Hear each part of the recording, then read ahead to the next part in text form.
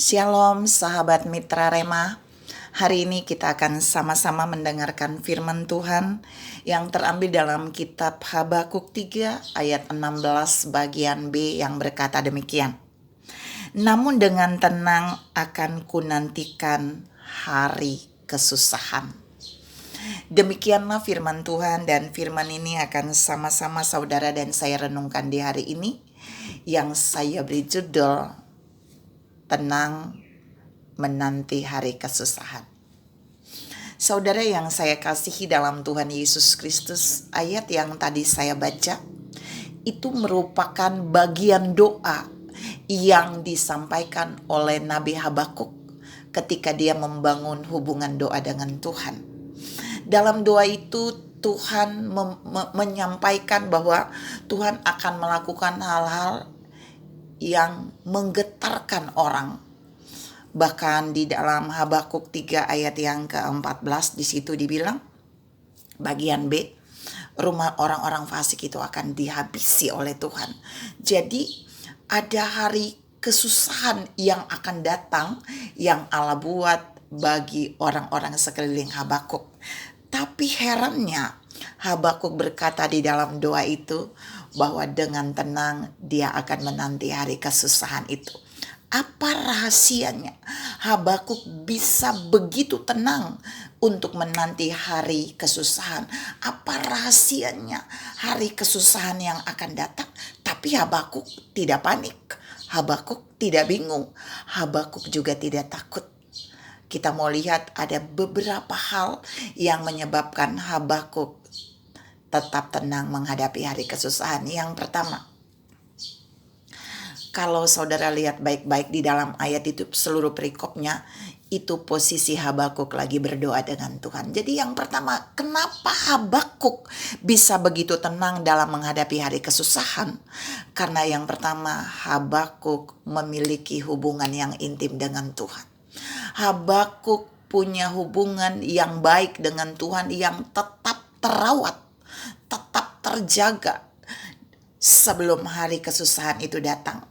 Habakuk masih memiliki hubungan yang intim dengan Tuhan. Habakuk memiliki keintiman yang luar biasa dengan Tuhan, sehingga dia tidak perlu takut dengan hari kesusahan, karena sesusah-susah apapun hari itu, dia percaya dia punya Allah yang maha dahsyat, yang di dalamnya dia memiliki hubungan yang dekat dengan Tuhan. Tuhan mau bilang di poin yang pertama, ada banyak orang panik, ada banyak orang susah, khawatir, takut, gemetar menghadapi hari-hari yang sulit dan susah, bahkan sukar. Itu karena mereka kurang intim dengan Tuhan. Tapi jika saudara dan saya memiliki keintiman dengan Tuhan, hari sesusah apapun kita akan dibuat Tuhan tenang. Di dalam Mazmur 63 Daud juga berkata, hanya dekat Allah saja aku tenang.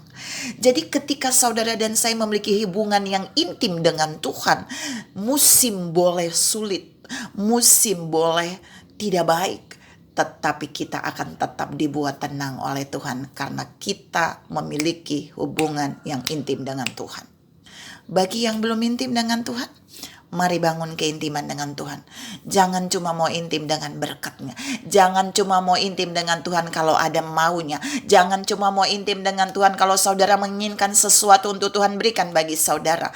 Tapi mari bangun keintiman dengan Tuhan, supaya hari kesusahan datang saudara dan saya tetap tenang seperti Habakuk. Yang kedua, mengapa Habakuk begitu tenang menanti hari kesusahan yang akan datang, yang Tuhan izinkan akan terjadi? Karena yang kedua, Habakuk adalah orang yang diurapi Tuhan.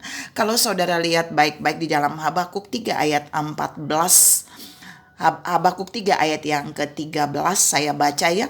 Engkau berjalan maju untuk menyelamatkan umatmu, untuk menyelamatkan orang yang kau urapi. Engkau meremukan bagian atas rumah orang-orang fasik, dan kau buka dasarnya sampai batu yang penghabisan. Jadi di masa sukar, masa yang susah itu dalam doa Habakuk, itu orang fasik itu punya rumah-rumahnya dihancurkan oleh Tuhan, dihabisi. Tetapi umat Tuhan dan orang yang diurapi oleh Tuhan itu pasti akan selamat, itu pasti akan diluputkan. Karena itulah Habakuk begitu tenang. Dia begitu tenang menghadapi hari kesusahan yang akan datang, karena dia tahu dia adalah umat kepunyaan Tuhan, tapi dia juga tahu dia adalah hamba yang diurapi oleh Tuhan. Mari pagi ini saudara dan saya mulai percaya bahwa jika kita adalah umat pilihannya, jika kita adalah orang yang diurapinya, kita harus tenang menghadapi hari kesusahan, karena kita pasti diluputkan dan diselamatkan oleh Tuhan. Yang terakhir, yang ketiga, mengapa Habakuk begitu tenang menghadapi hari kesusahan? Saudara bisa lihat nanti di Habakuk 3 ayat yang ke-17 dan ayat yang ke-18.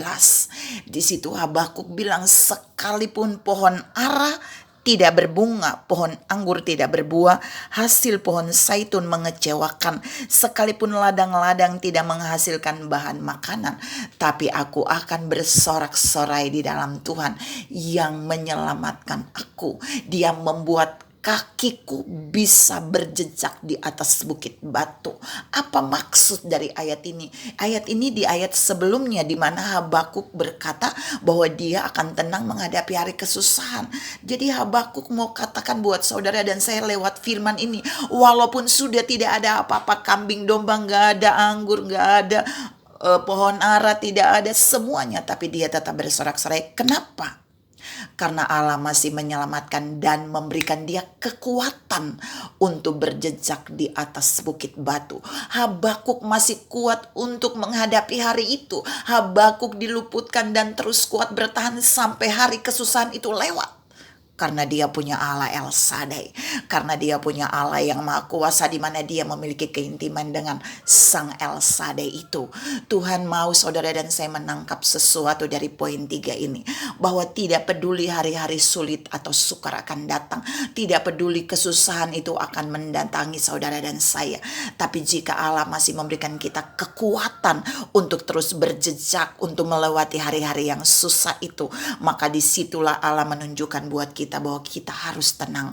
Allah sedang memberikan informasi ilahinya buat kita bahwa kita harus tenang, karena sekalipun semua kesusahan itu datang, Allah akan memberikan kekuatan untuk kita bertahan menghadapinya, bahkan membuat kita mampu melewati hari-hari kesusahan seperti yang dialami oleh Nabi Habakuk. Oleh sebab itu, mari lihat kehidupan saudara. Apakah kita memiliki keintiman dengan Tuhan? Apakah kita punya keintiman yang terus-menerus dengan Tuhan? Apakah kita adalah orang, kita mempercayai bahwa kita adalah umat pilihannya dan orang yang diurapinya? Dan apakah kita tahu bahwa dalam kesukaran Allah memberikan kita kekuatan untuk bertahan? Jika ya, saudara dan saya juga harus tenang menghadapi hari kesusahan seperti Habakuk. Tuhan memberkati saudara berlimpah. Salam tenang menghadapi hari kesusahanmu. Amin.